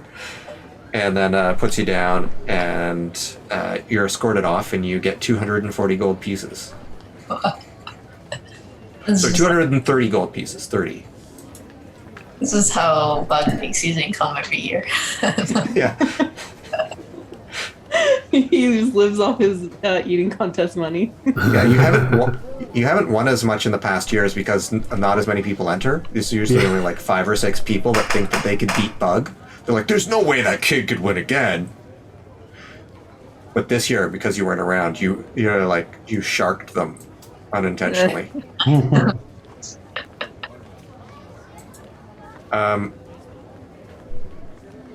I think it's getting close to our 10 o'clock turn, but if you wanted, we could do the Songmaster one, because it's just going to be a couple of quick checks probably. And then we'll do the Roast Master next week. How does that suit you guys? Yeah. Are people comfortable with that? Yeah. Okay. So, Priscilla, tell me about what your plan is for your stage presentation for Ispuriel. So, I cast a couple of spells beforehand to prepare. I ritually cast Unseen Servant. Okay. So, and then tell Belnal to give him like a pile of glitter, let's just say. Sure. Don't know why he has glitter, but sure, he has glitter. And says to like basically throw it on the stage while he's up there.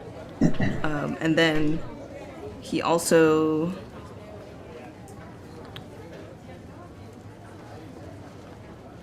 so he also is thinking what songs to play. He's probably going to do the Titans, Riddle and the Teen Titan Slayers, as well.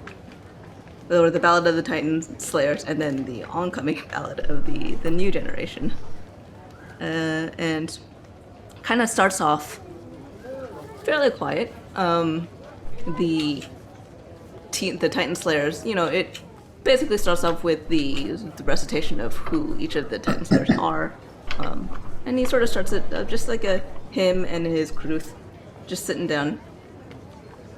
Like very singer-songwriter style. He uses a minor illusion to make it look as if there's a spotlight on him, although there's not actually any light. He's just like putting that sort of light on himself. This is going to happen later in the day when the sun is going to be set, like you're going to be doing it closer to dusk. So, sure. And, okay. And and then while he's doing this, he's singing, and then there's starts as he gets into the recitation, the verses that go over their deeds. It starts getting louder and like more confident. At one point, he stands up, and he starts walking around on the stage with his crew, singing and bowing at the same time. And when he starts getting into how there's the second generation of how they were sorely endurance vile, captured by an evil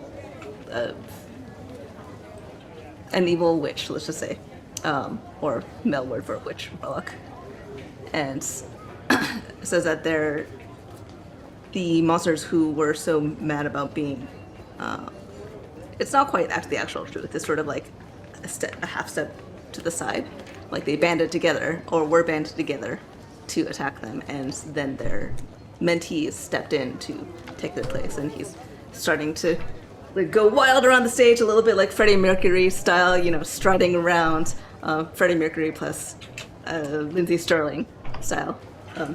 I don't know Lindsay Sterling. Well, basically he's like doing kicks and spinning around and dancing at the same time while he's also bowing. And while he's doing this, there are the occasional like little booms from prestidigitation, or like those sparks that he kind of makes fly out from him, interspersed with minor illusion, which he is using to create little phantom images of some of the things that he is singing about. And then he winds it all down. So there's not actually an ending to this story just yet. He relates the last victory that they had, which is essentially driving off a succubus back to hell, and then winds it down with, and then they set off into the sunset to find the next adventure that would greet them, and brings it to a thundering crash and just like shuts all of the magic that he's been casting down into darkness. Okay. So I'd like you to make your proficiency check, and I would like you to make it with advantage with all that description. He had also, before he went on stage, spent 5 minutes looking at that mirror. Sure. Just pumping himself up. This is his moment. He's been waiting for. He's been practicing for this moment. Which proficiency check? Performance, right? Okay. Yeah. I mean, if you have some other thing you want to use, but that just seemed like the... Performance makes so much sense. Oh, that was a natural 20. Nice. So that comes out to a 27. So you're getting ready to perform, and you're looking at the other acts, and you're like, okay, I'm going to do quite well with this. There's another act ahead of you, and they seem like they've come just for this. It is a group of 4 lizard people who are a band together, but they're also magicians and wizards. And they have all sorts of pyrotechnics and things going along as well. And their song is like a party anthem, like high energy, like the type of thing you'd play at a sports game to get the crowd pumped. And the crowd is pumped, and they love it, and the energy is so high, and they kill it.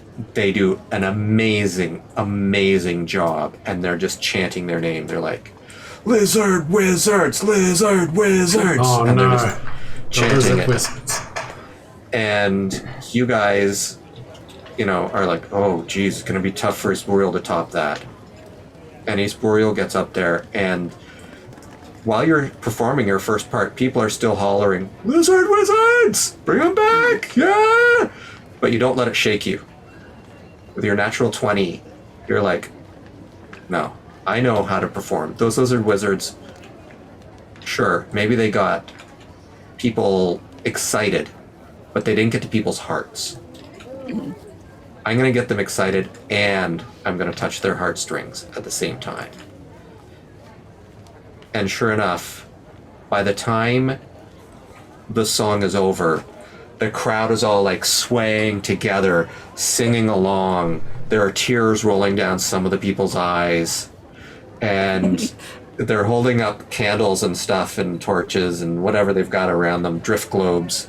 And people are, like, woo! They actually, I imagine because it's the Sunshield thing, they all have like these glowing circles that they have that they're holding up, like the Sunshield. It's like sort of like a pinwheel that glow, but also like a glow stick, a combination of the two. And they're holding those up, and they're blowing in the wind, and they're spinning around and around.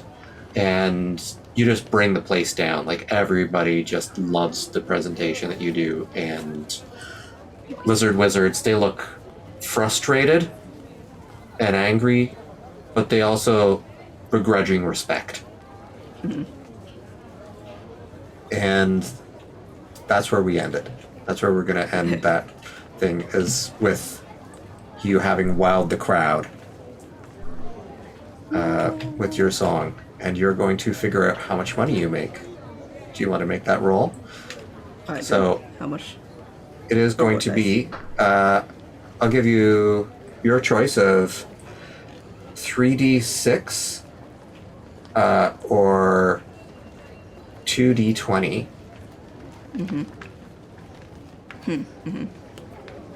Wait, 2d20 is with.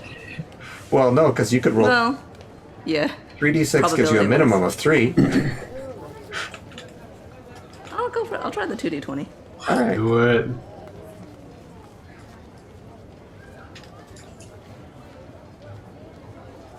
Nice. So it's a 15 and a 15. So that's 30. All right. Nice. So, because everybody in the band has to enter and put in the money, All right. You got 300 gold, that's fine. you got 300 gold out of it. Amazing. Wow. And you get a sash, and Hoppy says, "I'm not going to do the thing where I throw you in there. That's just me and Bug." And she just sort of whispers that to you as she's, putting the sash on you. And she's like, "Do you want me to give thank you...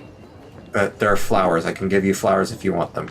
Yes or no?" Oh, flowers are wonderful. Yes. All right. And she has a bouquet appear like a magic trick, and pulls it out and presents you with a bouquet of flowers that are not native to this area. Like they've been specially imported or grown in a greenhouse or something. And it probably does it's sort of like the figure skater thing, when they have the bouquet and they do the bow and etc. Or I guess it's also a stage performer thing at the end of a play. And he is loving this, clearly. And Hoppy's like, "And if you thought that was good, come back in an hour, because when the sun is set, you're going to see your champion go on to the roast battle. Let's see if they can handle the heat. And with that, we're going to end tonight's session, and we'll find out whether Zip breaks out of the drunk tank, and whether East Boreal is able to come up with some sick burns for her competitors, and what else awaits the party at the festival, and what will happen when they get back to Sutran. All these questions and more will be answered in next week's Magical Marker. Thank everyone for joining us. Does anybody have a favorite moment they want to mention? I mean, I especially liked getting thrown in jail. I thought that was very funny. I don't like disguising Swell. I was going to try and draw like a bad Zip with like Swell's ears or something, then I was like, oh, I don't know. This is going to go poorly. But it was pretty funny. I like that Bug didn't even have to roll for the eating contest. He just won it. I was thinking that as like an ooze, like you could be able to absorb it, but like Bug, like when Boya just said, "Oh yeah, I win it every year," I'm like, okay, we're on the same page then. Let's just go with that as canon. Sure. Canon. Yeah, I do like that they thought he wasn't going to be there, and then like that whole storyline. Yeah, I thought that was that turned out really nice. Surprised by that. Very curious about Zip's sudden, not madness. That's the wrong thing to say, but like the Belligerence. Yeah. It's not that surprising, I guess. Well, I mean, Mog It does was it. only a matter of time. We haven't really been back in civilization in a bit, so it was all pent up, ready to burst out. But what I mean is that Mog says that she's never been like this before, so. Well, could be around Mog. something. Yeah, I guess so. It's like how guys don't really see all the catcalling that happens to women when they're alone because they're not around when that happens. It's like Mog doesn't see all the crap that Zip pulls because she's not around. Like Zip doesn't do it around her. But Yeah. otherwise, I did a. Sorry, go ahead. Oh no, I was just going to say we ended up getting so much money as a group. It's royal Mm-hmm. performance. I That's like did. the big money. It gets like the money gets more and more like because it's like earlier competitions like 80 people and towards the night is like that was like 30 people that enter. I just want to say, I forgot to mention this about my world, is that dwarves have incredibly bright colored hair. They can have any skin tone as anybody in the real world would have, but their hair is almost like a manic panic, sort of brilliantly colored to match their, like just naturally to match their gemstones that they love. And they tend to wear a lot of gold and jewelry and gems and silver and platinum and stuff. And what you would think of as sort of blinged out would just be a natural way for them to walk around. That's sort of you're seeing a lot of people dressed with a lot of ostentatious gold and gems and hugely bright colored hair, often in fantastic ways. Like some people would wear it like really short and buzzed or something, but most people like try to, poof it out and wear it a little bit more wild. And with that, we're going to end tonight.